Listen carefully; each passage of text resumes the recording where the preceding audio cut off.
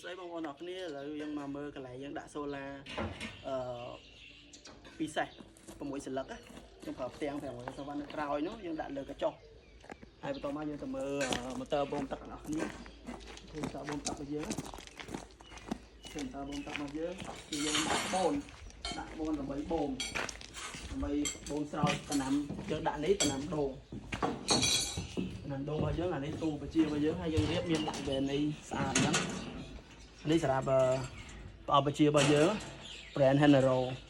ម៉ូទ័រលើកោកនេះគឺកន្លែងម៉ូទ័របូមទឹករបស់យើងដាក់ចូលជាក្បូនអញ្ចឹងហើយរៀបបញ្ចូលអញ្ចឹងនេះគឺទឹកស្រះយើងបូមទឹកស្រះដើម្បីស្រោចទៅដូងយើងឥឡូវយើងមើលដូងយើងហើយទាំងប្រព័ន្ធទយោបងចង់រៀបតាំងពីសូឡាប្រព័ន្ធទយោយើងមានទទួលទាំងអស់ហើយតាំងពីបច្ចេកទេសដូងក៏យើងធ្វើដែរហើយនេះគឺប្រព័ន្ធ Bird G របស់យើងរៀបដើម្បី Bird G ស្រោចទឹកដូង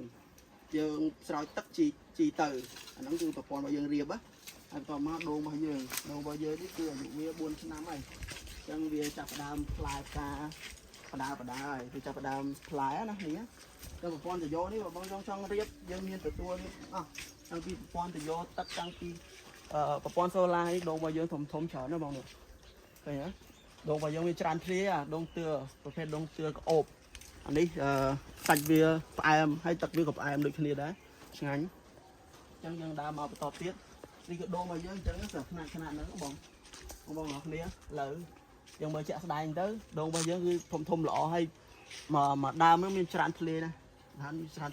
ជីដល់ទឹកដល់ហើយយើងបាញ់ថ្នាំសត្វល្អិតយើងបាញ់ពៅដល់វាចេញខ្នាតហ្នឹងបងបើយើងដាំដូងចោលគឺវាដាំហើយយើងមិនស្រោចទឹកយើងមិនដាក់ជីមិនដាក់អីគឺវាអត់បានផ្លែផ្កាទេដំណាំអីក៏ដោយអញ្ចឹងបងអញ្ចឹងយើងមើលពពុះខ្នាត4ឆ្នាំជាង4ឆ្នាំតិចតួចទេគឺវាចាប់ផ្ដើមចេញមកច្រើនណាចាប់ផ្ដើមចេញមកច្រើនការច្រើនតែនេះគឺប្រព័ន្ធទយោរបស់យើងក៏ដូចគ្នាដែរទយោរបស់យើងក៏រៀបតាមស្តង់ដារហ្មងវាបើហើយក៏មកតិចទៀតយើងនឹងតេស្តទឹកឲ្យបងមើលថាប្រព័ន្ធទឹកហើយនឹងប្រព័ន្ធសូឡាវាចំណេញវាមិនព្រោះអីយើងប្រើប្រព័ន្ធសូឡាវាចំណេញយើងអស់លុយតែម្ដងប៉ុន្តែយើងប្រើបានរហូតព្រោះសូឡាទាំងវាទៅដល់10ឆ្នាំឡើងទៅ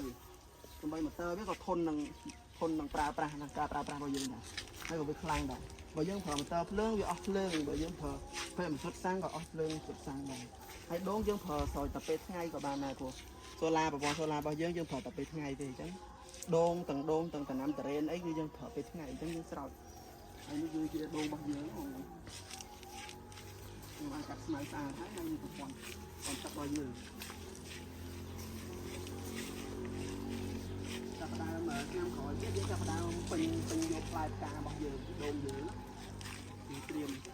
មយកផ្លែផ្កាយើងកាត់ស្មៅតាមគល់ស្អាតអញ្ចឹងហើយយើងដាក់យើងដាក់ទឹកទៅគឺវាឡើងលឿនប្រាប់នេះដូងរបស់យើងផ្លែឆ្នាំទី1ហ្នឹងយើងបងផ្លែឆ្នាំទី1កម្ពស់1ម៉ែត្រជាងផ្លែបងមើល1ម៉ែត្រជាងតែល្អទៀតហើយជាប់មិនចេះតិចជាប់ច្រើនកាលនេះឆ្នាំទី1ផ្លែវាអត់ស្អាតទេកាលបដើមវាផ្លែផ្កាសាក្រោយវានឹងជាប់ច្រើនហើយវាស្អាតជាងមុន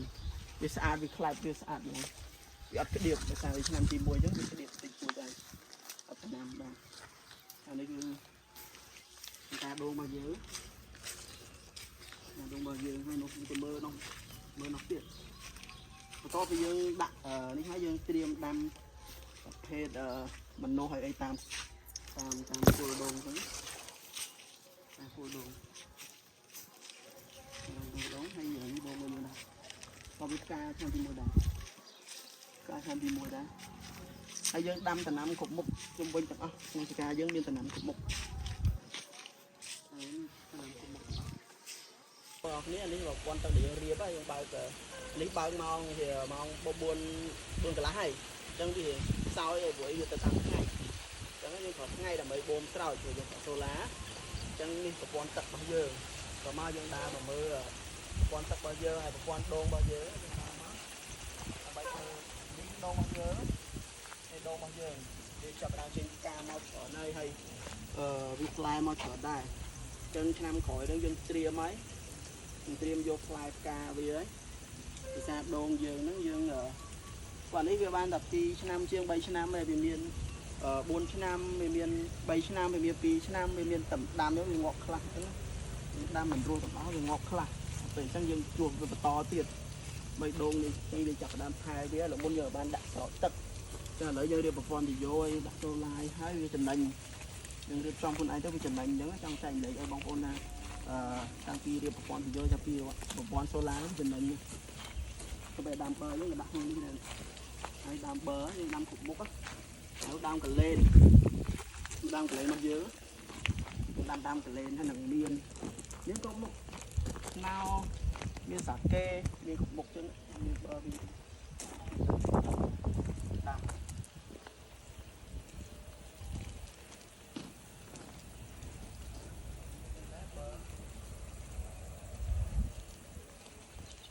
ហើយដាំកលែនរបស់យើងយើងដាំយើងបោះគួយមកហើយ